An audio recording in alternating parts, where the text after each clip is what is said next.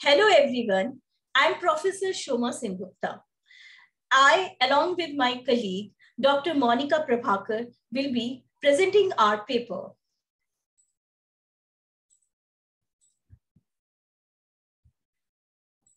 The title of our paper is Formalizing the Informal by Legalizing the Festive Time Street Trade of Delhi, Philosophical and Legal Dimension.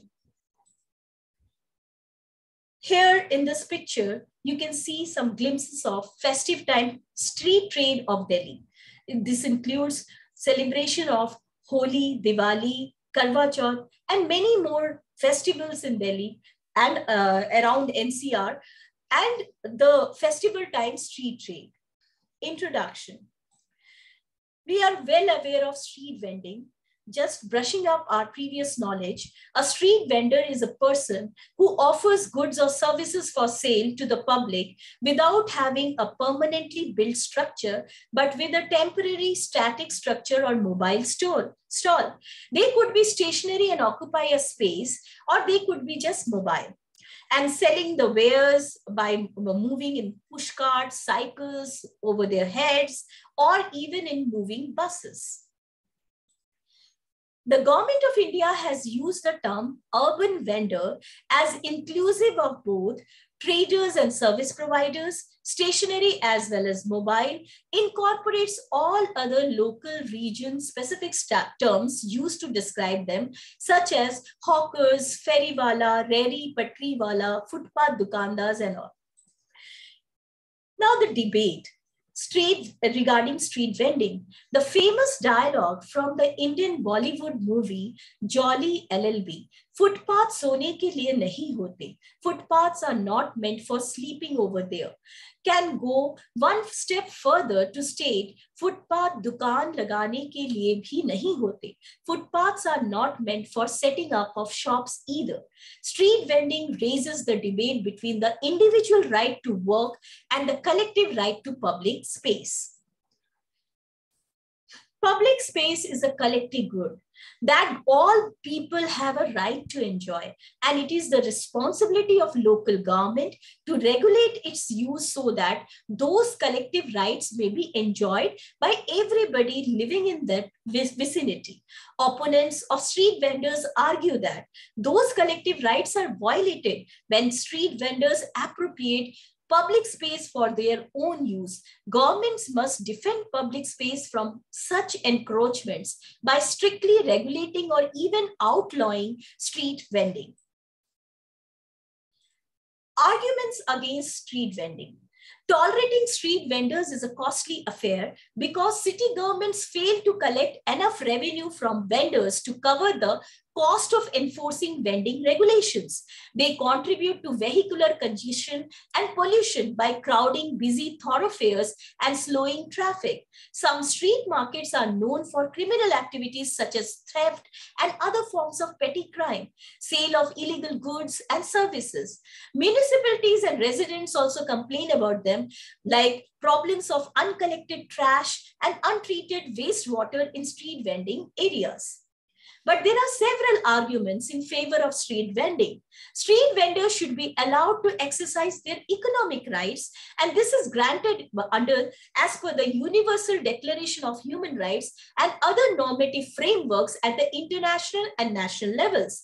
Many constitutions guarantee the right to work and or right to carry on a trade or business, and hence they can't be banned. Sustain economic liberty of people. Outlawing street vending violates principles of free and open competition in addition to individual rights to work and non-discrimination. Urban governance needs to treat street vending as an integral permanent feature. The problem lies in poor management. So the governance should do away with its poor management that generates problems of congestion and pollution. Street vending contributes to the economic, social, and cultural life of a city by offering a dependable retail outlet for a wide range of affordable goods. Since they sell affordable goods in small quantities, they offer the poor customer access to otherwise unaffordable goods. They present a major attraction for domestic and foreign tourists, provide them an authentic experience of using different products, experiencing street food, experiencing the vitality of public life in global cities. Street vendors represent a vital part of a country's retail distribution network, particularly in remote and more isolated areas, contributes to macroeconomic goals of market competition and control of inflation.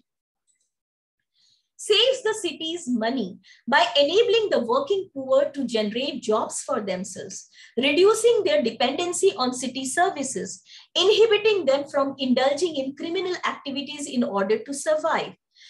Ancillary trade flourishes on the basis of these street vending as they generate jobs for others. Porters and trolley operators are needed to transport merchandise. Night watchmen and security guards are hired to protect vendors' merchandise overnight. Sanitation workers to help keep their market safe and clean for customers. They contribute to public life. Vendors work hard to keep their stalls clean, provide the eyes and ears to help deter crime in the street. Urban environments thrive on an appropriate mix of formal and informal businesses. Government should provide incentives for different and complementary kinds of businesses to coexist and mitigate the business risk. Street vending should be viewed as an asset. Cities should adopt a more inclusive urban planning approach. Street vending in India. It is one of the chief contributors to the informal economy of India in terms of employment, though it is not accounted in GDP of our economy. Besides being unaccounted, street vending in India is largely unorganized, unrecognized, unauthorized, and hence faces many challenges. The rise in street vending in Delhi, especially during the festival time. Delhi witnesses an increase in unauthorized trade, and especially in recent times because of the rising population and unemployment rate in Delhi and other states, lesser avenues for earnings, rising debt burdens on farmers, a large migration from rural and semi-urban areas to the cities, especially during the festivals which comes one after the other. Such itinerants are flogged heavily by local customers and also leading income generation for the poor. Such vendors are leading to urban chaos with shrinkage of the pedestrian and public space, frequent raids by the urban municipal authorities, and a rise in corruption as a bountiful bribe hapta goes to the pockets of the policing and municipal authorities.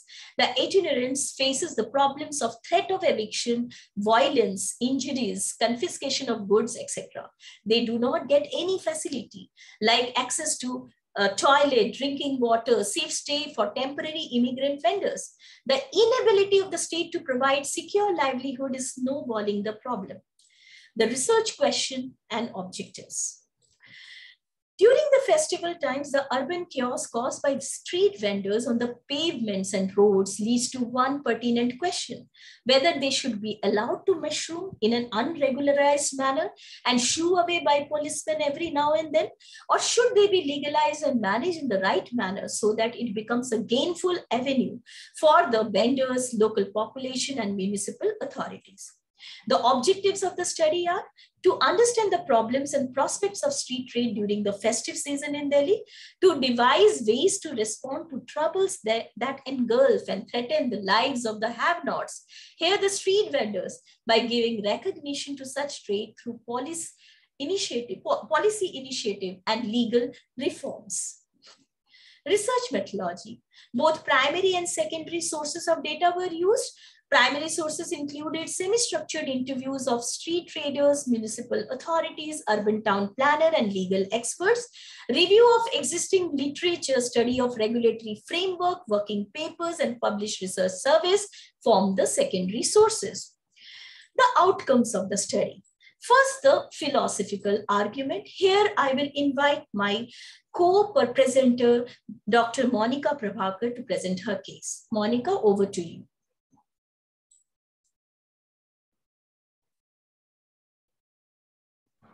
Thank you, Dr. Soma. So in addition to what Professor Soma just said, I would like to say that we all desire happiness. It is the common goal of all human beings. All our actions and pursuits are directed to this end. The desire to feel good about oneself, about one's circumstances, is universal. It is, in fact, important for self growth. Negative feelings and worrying too much makes one fragile and underconfident, which further leads to a sense of rejection in our psyche. It is our duty to let people be for who they are, and we can be with them in celebrating their unique journeys.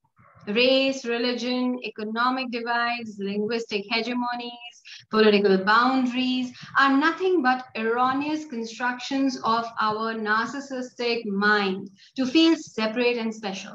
When we loosen this grip on these divides, we become full of empathy, kindness, and happiness. We see the world and its beings in a totally different light. Even those insignificant and unknown faces, who we in this case are calling the street vendors, radiate with both meaning and purpose. This background is necessary for the topic that we are considering at the moment, which is about the haves and the have-nots. As we know, all is not right with the world. What is wrong and what has gone wrong, and what can be done about it is definitely a huge and ambitious task, but still, we are trying.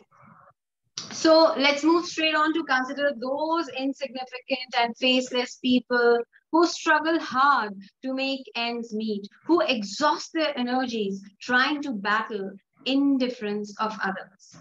But how are we to achieve this state of realization? How are we to free ourselves from the pulls and pushes of social conditioning? Now, Douglas Harding, an English philosopher, has suggested three ways to respond to our circumstances, and they are resentment, resignation, and endorsement. Let us understand the first, which is resentment. People have no choice in deciding the kind of environment they are flung into. No preferences are sought, of course.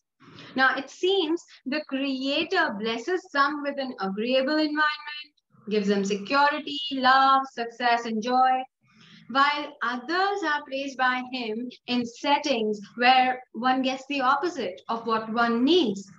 What have these innocent, poverty stricken people done to deserve pain, disillusionment, and hopelessness? The only response they may have towards this situation is anger. But anger has a problem. It is futile and ineffective. It gets us nowhere. It only increases one's unhappiness and suffering. As far as the fortunate ones are concerned, they must not treat these people with resentment, hostility, or irritation. They have been thrust into troubles. The street vendors, they have been thrust into troubles unknowingly and unwillingly. So, in either case, whether it is the fortunate ones or the unfortunate ones, resentment is not a solution that we are looking for. Now, the second response is resignation. This is not as negative as the previous one. We all know life is full of suffering. In fact, the genesis of Indian philosophy is the realization of suffering. So, what do haves and the have-nots do? One alternative is to hope and pretend that things could be otherwise than gloomy, unjust, agonizing, and worrisome. And the other alternative is to courageously confront the truth that this world is and always will be an unkind and unpleasant place. When I say this, I include the fortunate ones also, for no one can remain fortunate forever. Now, resignation as a response to the pathetic condition of people works in a positive way. It enables one to become reconciled to the fact of suffering being a norm and relief from suffering an exception. One takes up the challenge of facing tomorrow by acknowledging the harsh truths of the world without bitterness. Life then becomes bearable and less frustrating. One makes peace with one's situation, and others also make peace with the situation of the less fortunate ones. Then comes the third response, which is endorsement. It is about having an attitude of saying a sincere yes to whatever life hands out to us. We align our will with the will of God. This is actually what the spiritual leaders and saints preach. It is an easy and welcome thought when everything goes well with us. However, when the circumstances change and adversity strike us, it becomes difficult to think of such an alignment. The world in which we live is a difficult place. So we may say that there is no practical and realizable solution to the problem for the ordinary beings. What to talk of the marginalized ones? Resentment won't work as it only aggravates suffering and makes matter worse. Resignation, though not so negative, yet it fails to improve the situation of these people. And endorsement, of course, is hard to acknowledge. Let us then focus on a fourth response to this situation. And this response is quite different from the ones considered so far. And I wish to call it service. This perhaps will give us a fresh way to react and respond to the plight of these street vendors, particularly, and of course, in a collective or a more, objective way, the have-nots. And ultimately, restore the imbalance that persists in the world. So the melody that afflicts the population in India at large is that people in India have devalued themselves. There is exploitation at every level. The intellectuals exploit the common people, the governments exploit the citizens, men exploit women, and rich exploit the poor. This explains the low level of life, individual as well as collective. A person does not realize his own dignity and worth as a human being. A person does not recognize the dignity and worth of others. This subject of interhuman relations should become the subject matter of education and public life today. We are all familiar with one type of exploitation, which is economic, and which Karl Marx has highlighted. But exploitation that I'm referring to, which is consuming humanity, is of indifference that we show towards the state of others. So what is the solution? The solution is to utilize one's surplus energy, intelligence, wealth, and power to serve other people, to enhance the life of other people. As Swami Vivekananda proclaimed about 70 years ago, the national ideals of India are renunciation and service.